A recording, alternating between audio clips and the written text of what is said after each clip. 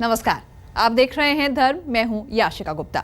आज धर्म में दर्शन भगवान कृष्ण के एक ऐसे धाम के जहां आज भी अपने भक्त को दर्शन देने के लिए भगवान इंतजार में खड़े हैं। महाराष्ट्र का पंढरपुर नगर जहां मौजूद विट्ठल रुक्मिणी मंदिर सुनाता है कहानी एक पत्नी के रूठने की। कहते हैं भगवान कृष्ण से रूठकर रुक्मिणी ने पंढरपुर में तपस्या की थी, लेकिन रूठी पत्नी को मनाने आए भगवान कृष्ण जिस काम को करने आए वो काम ही बिसरा बैठे।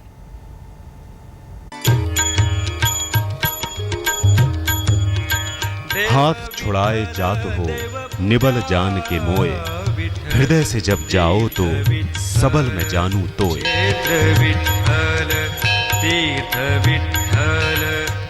कुछ ऐसे ही भाव रहे होंगे श्री कृष्ण के उस परम भक्त के, जिसे दर्शन देने की चाह में भगवान स्वयं भक्त के दर तक चले आए। देव विठ्ठल देव पूजा।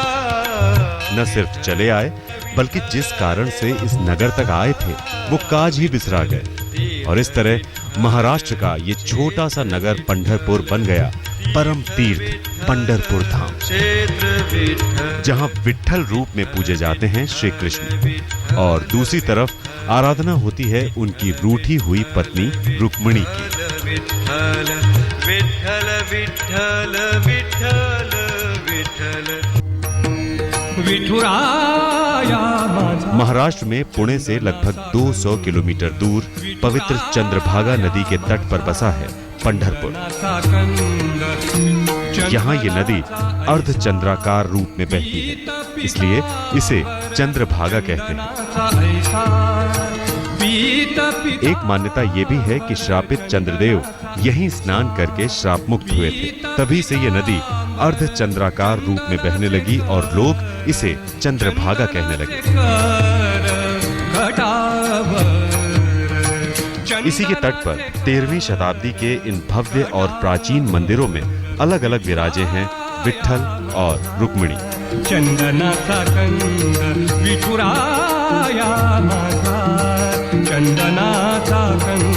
विट्ठल और रुक्मिणी कहते हैं कलयुग में सारे तीर्थों में यही सर्वश्रेष्ठ तीर्थ है, क्योंकि यहाँ सारे देवता वास करते हैं। कलयुग में ऐसा बोला है कि पंढरपुर के चंद्रभागा में सब तीर्थ है, तो कश्मीर से कन्याकुमारी तक सब लोग पंढरपुर में आते हैं। पंढरपुर में एक बार आ गया तो उनको फिर काशी मथुरा किधर भी जाने की जरूरत नहीं, ऐसा संतों ने बोला है। यहाँ के संत नामदेव, संत तुकाराम, संत एकनाथ, ये ऐसे बहुत बड़े संत यहाँ हो गए, उन्होंने बोला है, उन्होंने सब हिंदुस्तान की यात्रा की थी और पंढरपुर में आकर उनके चित्त को, उनके मन को शांति मिली। इसलिए पंढरपुर ये सब तीर्थों से श्रेष्ठ तीर्थ है, ऐसे संत बोलते हैं।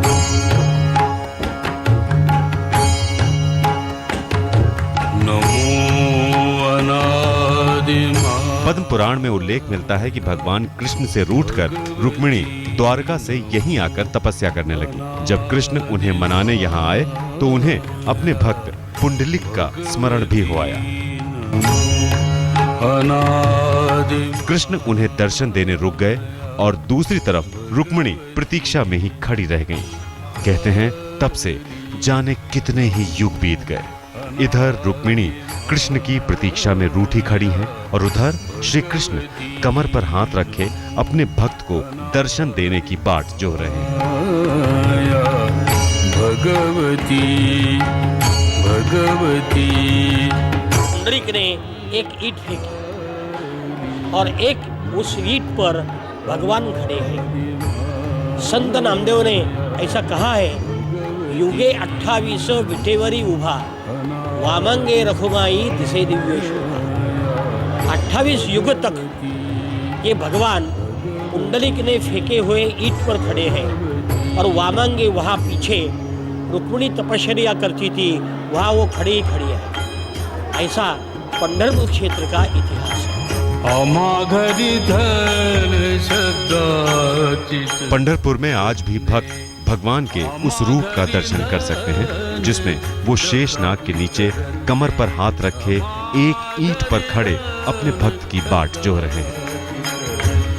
कान्हा के इस अनोखे रूप का दर्शन पाकर धन्य होते ये भक्त मानते हैं कि जिसने एक बार भगवान विट्ठल का दर्शन पूजन कर लिया, उसका सारा जीवन सफल हो जाता है। उसकी हर आस, हर मनोकामना हो जाती है पूरी।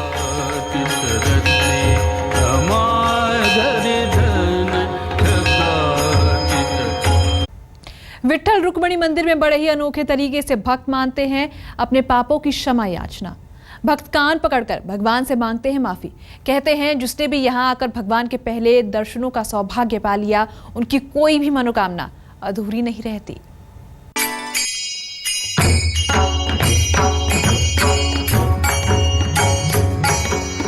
पंढरपुर, वो पावन तीर्थ जहां प्रतीक्षा ही बन गई है तपस्या। वैष्णवा घरी सर्व काळ, यहाँ कान्हा की आस में युगों युगों से खड़ी है रुक्मिणी, तो यहीं कान्हा भी आज तक एक ईंट पर खड़े अपने भक्त पुंडलिक की बाट जो रहे हैं।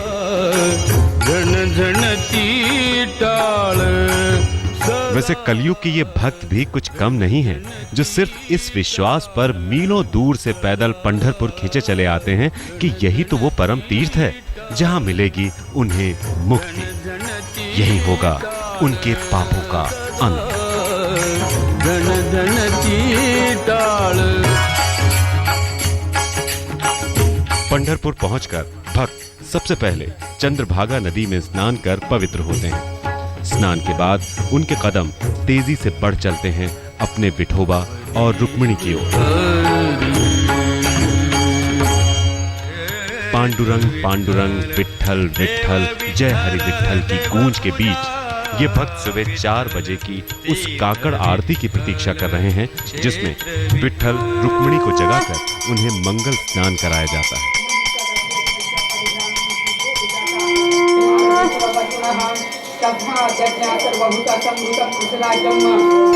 स्नान के बाद उनका पंचामृत अभिषेक होता है और फिर मंत्रोच्चार के साथ किया जाता है दोनों का सुंदर श्रृंगार।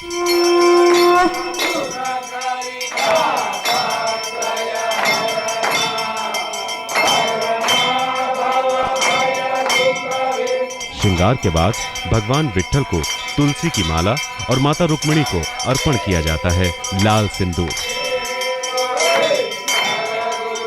मान्यता है कि सुबह का पहला दर्शन जीवन में समस्त खुशियों की प्राप्ति कराता है। दर्शन पाते ही भक्त विट्ठल के समक्ष कान पकड़कर उछलने लगते हैं और इस तरह उनसे अपने पापों की क्षमा याचना करते हैं।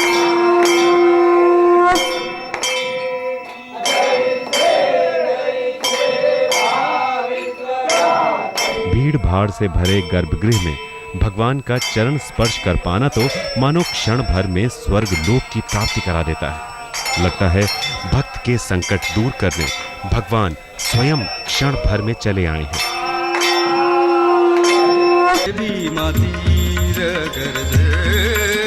रुक्मिणी का दर्शन पूजन कर भूगड़ी खेलती ये सुहागिनें तो इस विश्वास से प्रसन्न हो उठती हैं कि अब उनके सुहाग पर कोई संकट नहीं आएगा।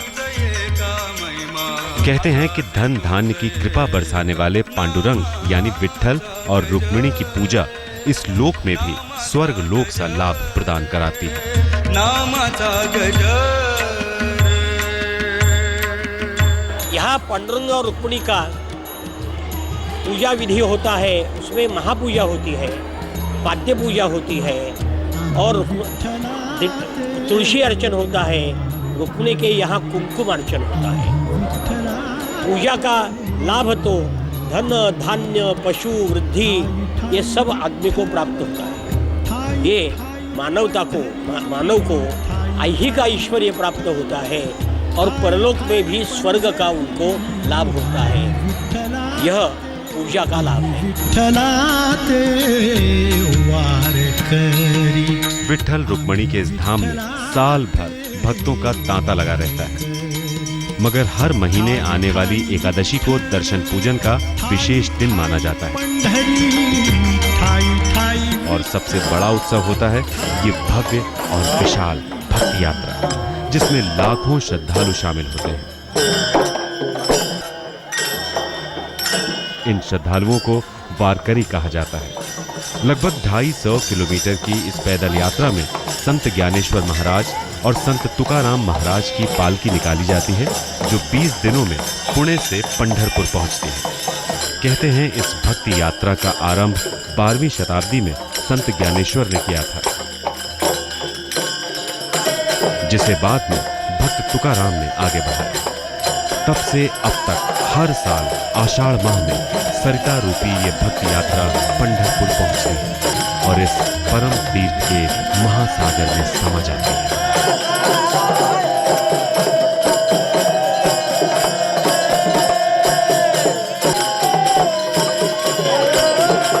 ब्रज की गलियों के कण कण में बसी है राधा और कृष्ण की प्रेम कहानियां, और उन्हीं प्रेम कहानियों को सुनाता है बरसाना का राधा कृष्ण मंदिर, जहां बरसता है प्रेम रस।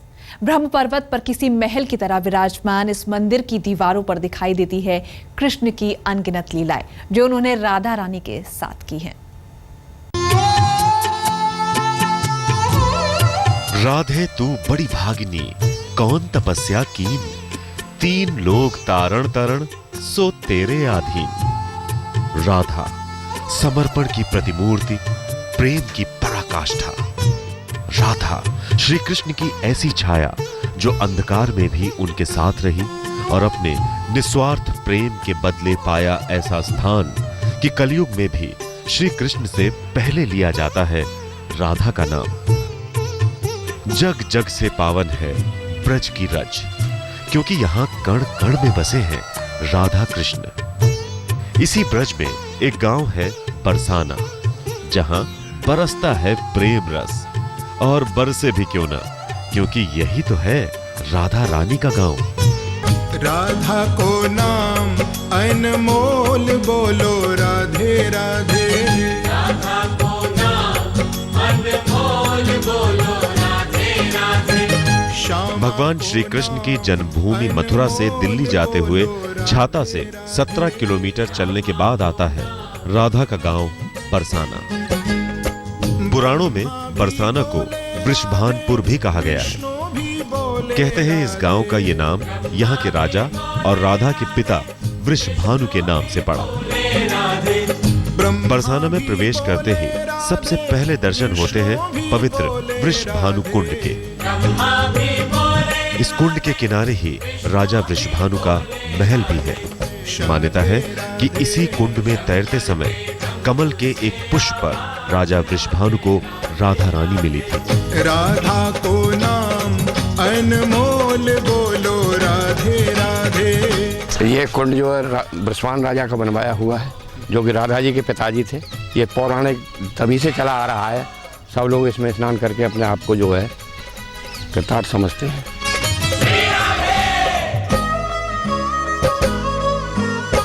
वृषभानु कुंड के दर्शन कर आगे बढ़ते ही ब्रह्म पर्वत पर किसी महल सी दिव्यता लिए दिखाई पड़ता है राधा रानी का ये भव्य मंदिर, जो राधा कृष्ण मंदिर के नाम से भी प्रसिद्ध है। घूंघट की पट खोलो राधिका निरखो दे हमारी हरि। राधा कृष्ण से दर्शन की गुहार करते ये भक्त चढ़ रहे हैं उन कठिन सीढ़ियों को जो जाती है प्रेम के परम धाम तक, और जो सक्षम नहीं है वो अपनी दृढ़ता के बल पर पहुंच ही जाते हैं वहां जहां चारों ओर बिखरी है राधा कृष्ण की महिमा, जहां कृष्ण ने राधा रानी के साथ की अनगिनत लीलाएं।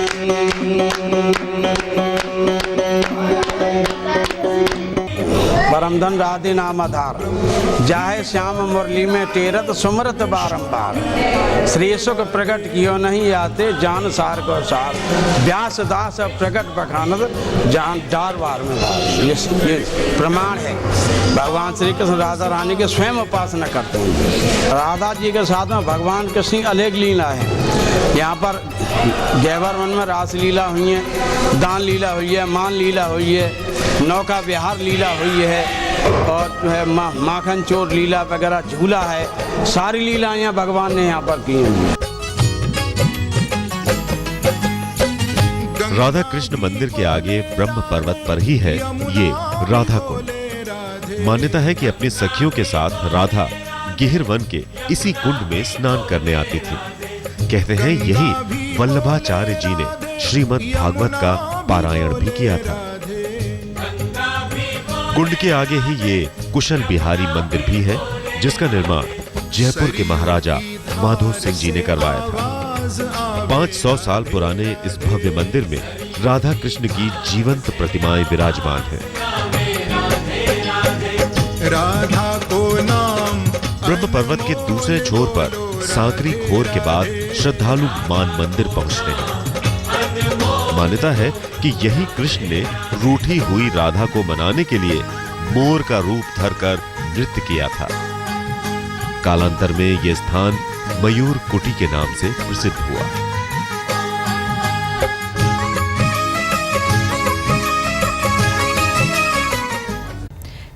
धर्म में आज के लिए फिलहाल इतना ही। आप बने रहिए हमारे साथ, देखते रहिए आज तक।